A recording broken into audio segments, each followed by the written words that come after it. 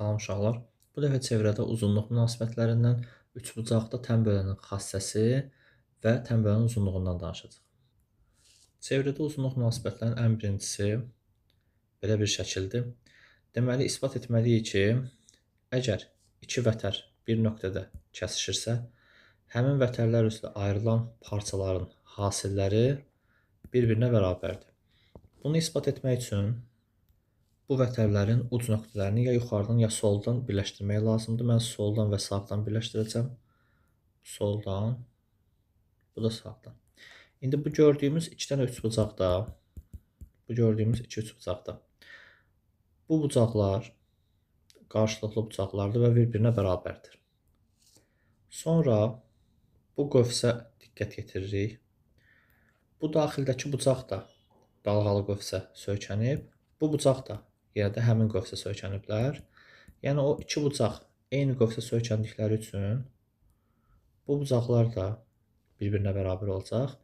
Eyni zamanda bu bucaq da yuxarıda işarə etdiyim qövsə söykəndikləri üçün bu bucaqlar da bir-birinə bərabər olacaqlar. Bunları da belə dalğalı işarə eləyək.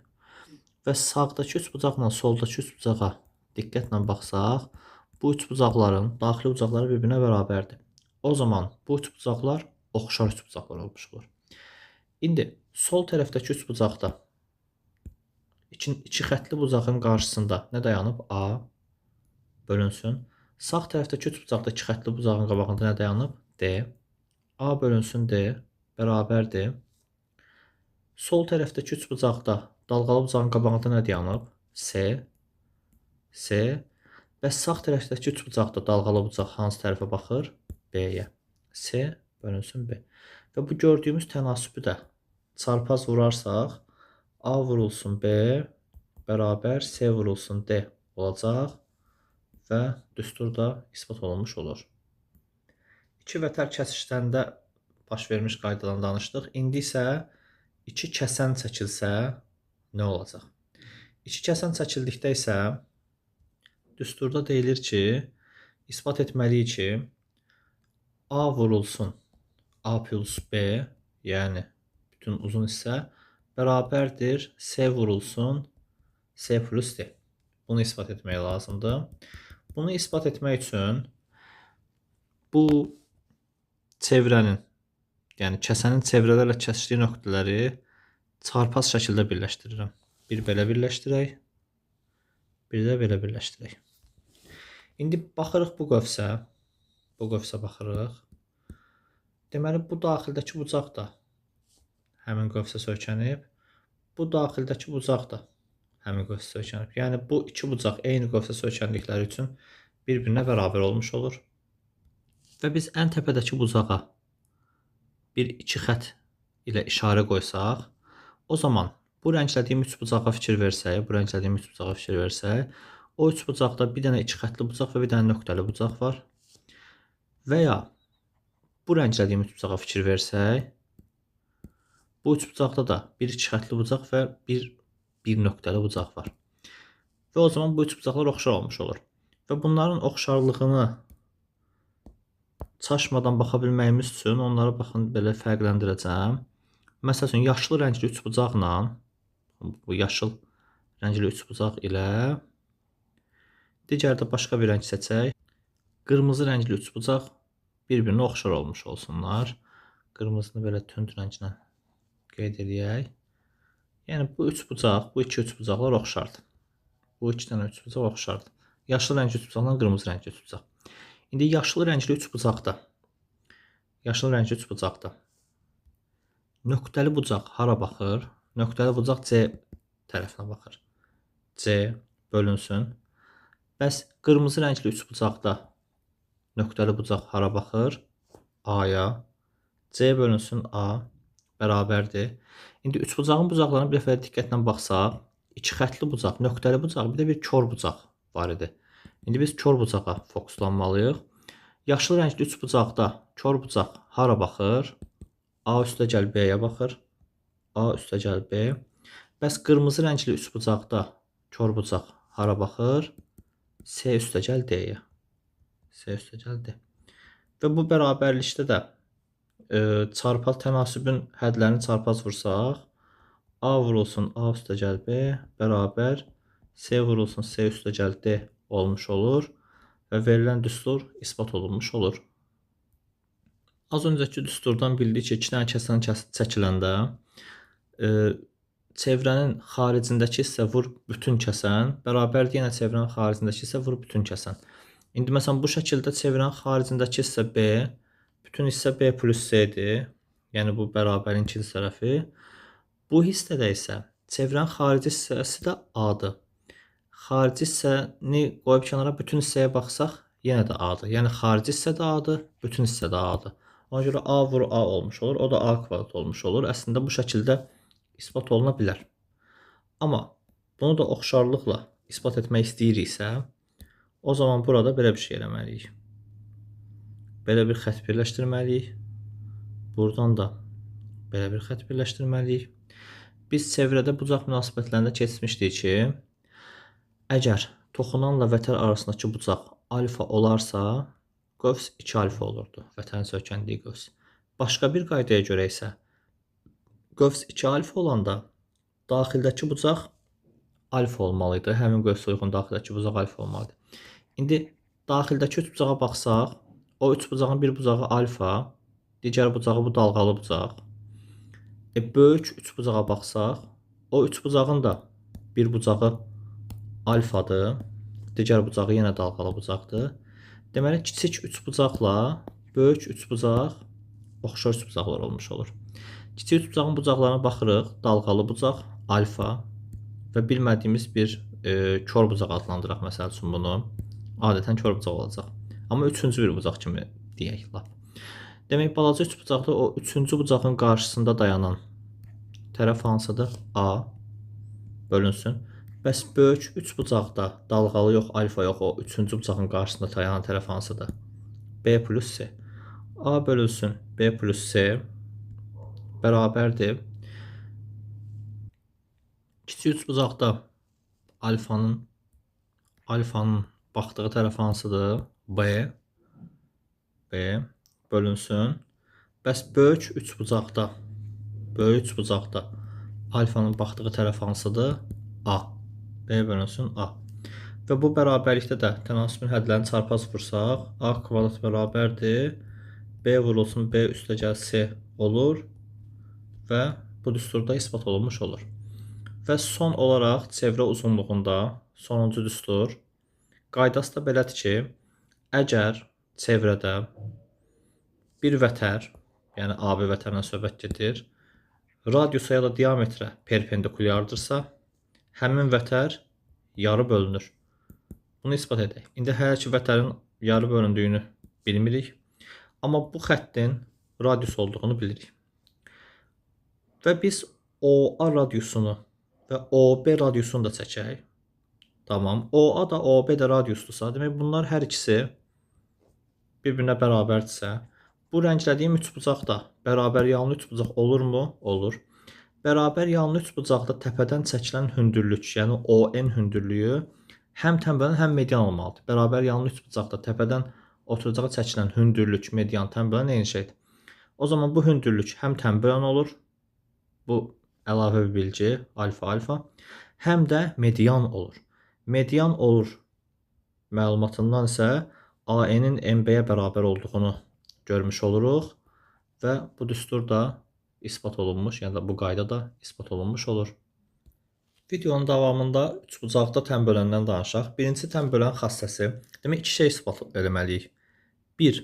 İsbat eləməliyik ki, tənbölənin belə bir xassəsi var, yəni A bölü X bərabərdir B bölü Y. İkincisi isə tənbölənin uzunluğunun bu qaydada tapıldığı. Bunların hər ikisini sıra ilə isbat edək. Birinci, nə edirik? Şəkildə tənböləni uzadırıq. Amma elə uzadırıq ki, bir dənə də alfa bucağı əmələ gəlsin. Nə demək istəyirəm burada? Məsələn, tənbölən belə uzanıb gedəcək. İndi onu bir yerdə saxlayım. Bu hissədən, bu təpədən bir dənə xətt çəkirəm. Belə bir xətt çəkəcəm. Amma o xətti elə çəkəcəm ki, O xətt A tərəfinə paralel olsun. Biraz da şəkli sildək. Buradan A tərəfinə paralel bir xətt çəkirəm. Yəni bir daha deyirəm, bax bu xəttlər paralel olmalıdır. O şəkildə bir xətt çəkirəm. Çəkdim. Tən bölənin uzantısını da həmin xəttlə bir yerdə kəsişdiririk. Tamam. Bunun paralel olduğunu qeyd elədik və tən bölənin uzantısını da həmin xəttlə kəsişdirdik. Şəkli bu şəkildə səliqəyə saldıq. Deməli, bu hissənin, bu iki xəttin paralel olduğunu bildiksə, o zaman buradakı bu Z hərfinə diqqətlə baxsaq, bir çarpaz bucaq görərik. Bu alfa ilə bu bucaq çarpaz bucaq olacaq və burada alfa olmalıdır. Bu aşağıdakı hissədə alfa olmalıdır. Tamam. O zaman indi bu rənglədiyim üç bucağa fikir ver. Bu üç bucaqda, bu bucaqda alfadsa, bu üç bucaq bərabər yanlı üç bucaq olmuş olur və aşağıdakı bu nöqtədən bu nöqtəyə qədər hissə də B olmuş olur. İndi bu xəttlər bir-birinə paraleldir. Və alfa çarpaz bucaqlarını qeyd eləmişik. Burada başqa bir, məsələn, bir beta çarpaz bucaqları olsun. Bu da bu şəkildə bir Z hərfi çarpaz bucaq, beta çarpaz bucaqlarını gördük. O zaman bu üç bucaq ilə bu üç bucaq oxşar üç bucaq olurlar. Alfanın baxdığı tərəf haradır? X bölünsün. Digər üç bucaqda alfanın baxdığı tərəf Y bərabərdir. Soldakı üç bucaqda bu iki dənə bərabər qarşılıqlı bucaq var da, nöqtəli bucaqlar deyək onlara. Bu nöqtəli bucağın baxdığı tərəf haradır? A. Sağdakı üç bucaqda nöqtəli bucaq hansı tərəfə baxır? B-yə. X bölünsün Y bərabər A bölünmüş B olur. Buradan XB bərabər YA deyib bunu da ala bilərik. Amma yəni bu bərabərliyi biz Y böl X bərabər B böl A ya da elə şərtdə verən kimi A böl X, yəni bunu buna böl, bunu buna böl. A böl X bərabərdir B böl Y kimi və yaxud B böl Y bərabər A böl X kimi ya da Y böl B bərabər X böl A kimi. Yəni çarpazdan başqa bütün variantlarda, çünki çarpaz ancaq vurulur bunlar. Bütün variantlarda bu tənasübü göstərmək olar. Yəni bu tənasübdən də bu tənasübü alarıq və birinci hissə isbat olunmuş olar. İndi keçək ikinci hissəyə. İlk öncə verilən üç bucağın xaricinə bir dənə çevrə çəkirik. Sonra bu tən böləni uzadırıq. Tən böləni bu şəkildə uzadırıq və uzatdığımız hissəyə də bir dənə M deyirik. Sonra uzantının çevrə ilə kəsişdiyi hissəni üç bucağın sağdakı təpəsi ilə birləşdiririk. Birləşdirdik. Tamam. İndi burada diqqətlə fikir versək, nəyə? Bax, bu qövsə diqqətlə fikir versək, bu bucaqla bu bucaq hər ikisi o qövsə söykənirlər. O zaman bu bucaqlar bir-birinə bərabər olur. Bu hər iki bucağa bir nöqtəli bucaq deyək. Bu hissəni də silək. İndi burada iki dənə üç bucağa fikir verməliyik. İki dənə üç bucaqda oxşarlıq əlaməti görəcəyik. Hansı üç bucaqlar? Bir bu üç bucaq, bir də bu üç bucaq. Bəs bunların oxşarlığını hardan görürük? Bu rənglədiyim üç bucaqda bir alfa bucağı varmı? Var. Bir nöqtəli bucaq varmı? Var. Digər rənglədiyim üç bucaqda bir alfa bucağı varmı? Var. Bir nöqtəli bucaq varmı? Var. İndi bu üç bucaqları yenə fərqləndirə bilmək üçün bir dənə üç bucağı yaşıl rəngə rəngləyirəm. Bu yaşıl rəngli üç bucaq ilə diqqətlə baxaq. Bu yaşıl rəngli üç bucaq ilə oxşar olan digər üç bucaq qara rəngli üç bucaqdır. Qara rəngli üç bucaq da belə buna paralel şəkildə diqqətlə izləyin. Belə rəngləyirəm. Deməli bu iki üç bucaq, bax indi şəklə diqqətlə baxsaz, yaşıl rəngli üç bucaqla qara rəngli üç bucaq bir-birinə oxşardır. Və bu üç bucaqlarda bucaqların biri alfa, biri nöqtəli bucaq olsa, məsələn digər bucaqda məsələn iki xəttli bucaq olsun. Burada da iki xəttli bucaq bu olsun. İndi yaşıl üç bucaqda iki xəttli bucağın gördüyü tərəf A-dır. A bölünsün. Digər üç bucaqda, qara üç bucaqda iki xəttli bucağın gördüyü tərəf M üstəgəl L-dir. A bölünsün, L üstəgəlsin M. bərabərdir. Birinci üçbucaqda, yəni yaşlı üçbucaqda nöqtəli bucağın gördüyü tərəf haradır? L bərabərdir L bölünsün. Bəs qara üçbucaqda nöqtəli bucağın gördüyü tərəf haradır? B. L bölünsün B. Burada da bir çarpaz vurma eləsək, AB bərabər olmuş olur. L kvadrat toplansın LM. Və az öncə çevrədə isbat etdiyimiz qaydaya uzunluq münasibətinə əsasən çevrədə ayrılan hissələrin, yəni vətərlər kəsişəndə ayrılan hissələrin hasili bir-birinə bərabər olurdu.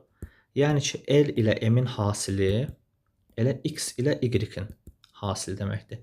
Yəni biz burada LM bərabər XY bərabərliyini işlədəcəyik. Yəni bərabər LM-i silib yerinə XY yazacaq. Yəni AB bərabərdir L kvadrat üstə gəlsin XY və ən son nəticədə də XY-i sol tərəfə keçirsək L kvadrat bərabər olur AB çıxılsın XY və verilən qayda isbat olunmuş olur. Bununla da təm bölənin əsas xassəsi və uzunluğun tapılma düsturunu isbat etmiş olduq. Növbəti videoda topludan isbatlara baxmağa da davam edəcəyik. Əlavə daha maraqlı isbatlara da baxmağa davam edəcəyik. Ümid edirəm ki, faydalı olmuşdur. Sağ olun, izləmədə qalın.